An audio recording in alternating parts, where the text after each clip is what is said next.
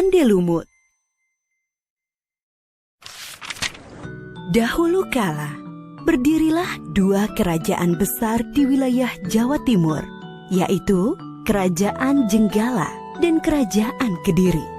Kerajaan Jenggala dipimpin oleh Raja Jayanegara, dan Kerajaan Kediri dipimpin oleh Raja Jayenggrana.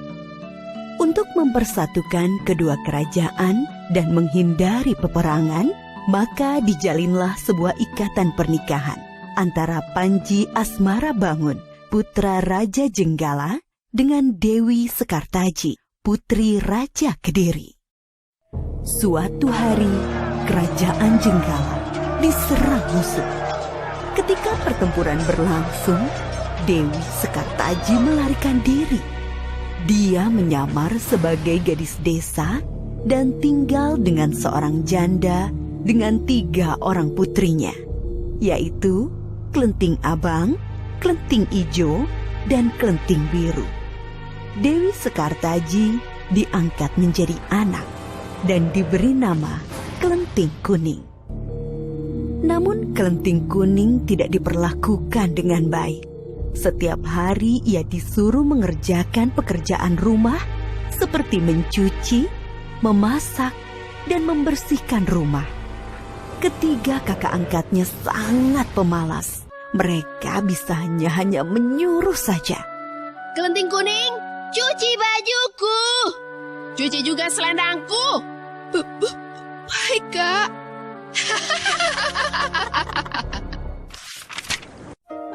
Kerajaan Jenggala telah kembali aman. Panji Asmarabangun telah berhasil mengalahkan musuhnya yang menyerangnya. Tetapi ia sedih karena Dewi Sekartaji telah meninggalkan istana. Ia pun bertekad untuk mencarinya. Ia mengerahkan para pengawal untuk mencari keberadaan Dewi Sekartaji. Selang beberapa waktu, seorang pengawal mengabarkan ia bertemu seorang gadis yang mirip dengan Dewi Sekartaji di sebuah desa. Panji Asmarabangun berangkat ke desa Dadapan. Desa itu berseberangan dengan desa di mana Klenting Kuning tinggal. Ia tinggal di rumah Mbok Randa. Ia menjadi anak angkat Mbok Randa dan menyamar sebagai Ande-Ande Lumut yang sedang mencari jodoh. Berita tentang Ande-Ande Lumut mencari jodoh segera tersebar. Klenting Abang, Klenting Ijo, dan Klenting Biru berdandan secantik-cantiknya untuk melamar Ande-Ande Lumut. Tak lupa mereka memakai perhiasan dan pakaian yang bagus. Klenting Kuning, kamu tidak usah ikut melamar. Kamu di rumah saja. Pergilah ke sungai dan cuci semua pakaian kotor itu. Perintah Klenting Biru. Mereka pun segera berangkat. Klenting Kuning segera pergi ke sungai untuk mencuci. Tiba-tiba datanglah seekor burung bangau dan memberinya sebuah cambuk. Pergilah melamar Ande-Ande Lumut agar kamu dapat bertemu dengan Panji Asmarabangun. Dan bawalah cambuk ini, kata sang bangau. Klenting Kuning pun bergegas pergi ke desa Dadapan. Sementara itu, ibu dan ketiga kakak angkatnya sudah sampai di tepi sungai. Mereka bingung, tak ada satupun perahu yang tampak. Jembatan juga tak ada. Lalu bagaimana mereka menyeberang? Sungai itu sangat luas, dalam, dan deras arusnya. Tiba-tiba muncul seekor kepiting raksasa bernama Yuyu Kangkang. Kepiting itu menawarkan diri untuk membantu menyeberangi sungai. Dengan syarat mereka harus mencium Yuyu Kangkang. Mereka menyanggupi persyaratan itu. Satu persatu mereka naik ke punggung Yuyu Kangkang untuk menyeberangi sungai. Beberapa saat kemudian, sampailah Klenting Kuning di tepi sungai. Ia pun bertemu dengan Yuyu Kangkang. Yuyu Kangkang menawarkan jasa untuk menyeberangkan dengan syarat Klenting Kuning harus menciumnya. Kelengting Kuning menolak syarat itu. Ia memaksa Yuyu Kangkang untuk memberangkatkannya. Tanpa syarat itu, Yuyu Kangkang tidak mau menyeberangkannya. Kesabaran Kelengting Kuning sudah habis.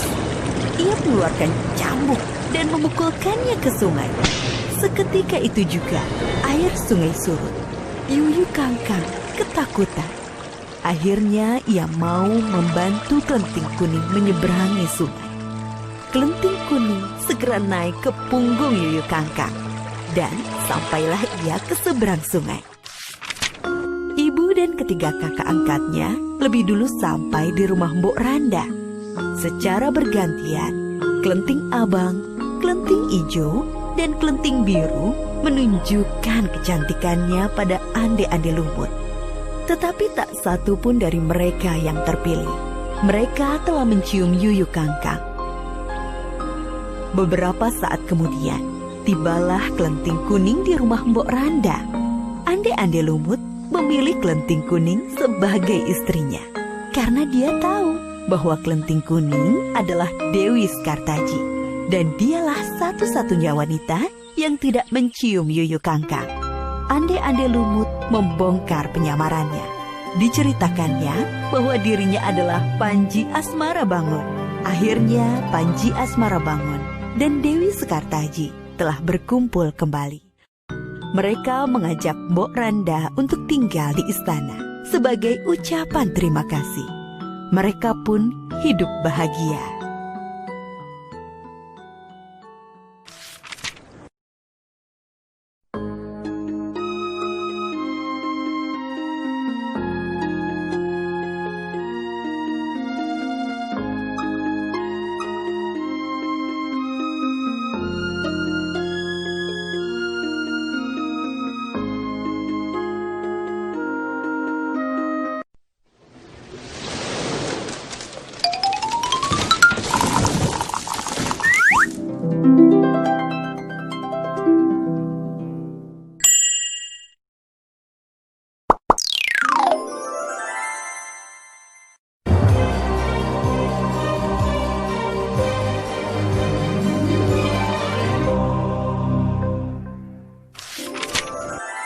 Ande-ande lumut.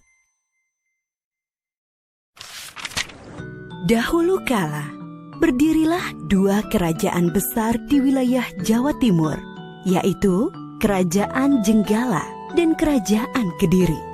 Kerajaan Jenggala dipimpin oleh Raja Jayanegara dan Kerajaan Kediri dipimpin oleh Raja Jayenggrana. Untuk mempersatukan kedua kerajaan dan menghindari peperangan, maka dijalinlah sebuah ikatan pernikahan antara Panji Asmarabangun, putra Raja Jenggala, dengan Dewi Sekartaji, putri Raja Kediri. Suatu hari, Kerajaan Jenggala diserang musuh. Ketika pertempuran berlangsung, Dewi Sekartaji melarikan diri. Dia menyamar sebagai gadis desa dan tinggal dengan seorang janda dengan 3 orang putrinya, yaitu Kelengting Abang, Kelengting Ijo, dan Kelengting Biru. Dewi Sekartaji diangkat menjadi anak dan diberi nama Kelengting Kuning. Namun Kelengting Kuning tidak diperlakukan dengan baik. Setiap hari ia disuruh mengerjakan pekerjaan rumah seperti mencuci, memasak, dan membersihkan rumah. Ketiga kakak angkatnya sangat pemalas. Mereka bisa hanya menyuruh saja. Kelengting Kuning, cuci bajuku. Cuci juga selendangku. Baik, Kak.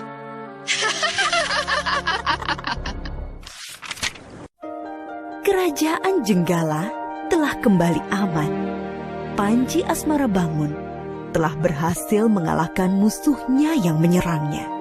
Tetapi ia sedih karena Dewi Sekartaji telah meninggalkan istana. Ia pun bertekad untuk mencarinya. Ia mengerahkan para pengawal untuk mencari keberadaan Dewi Sekartaji. Selang beberapa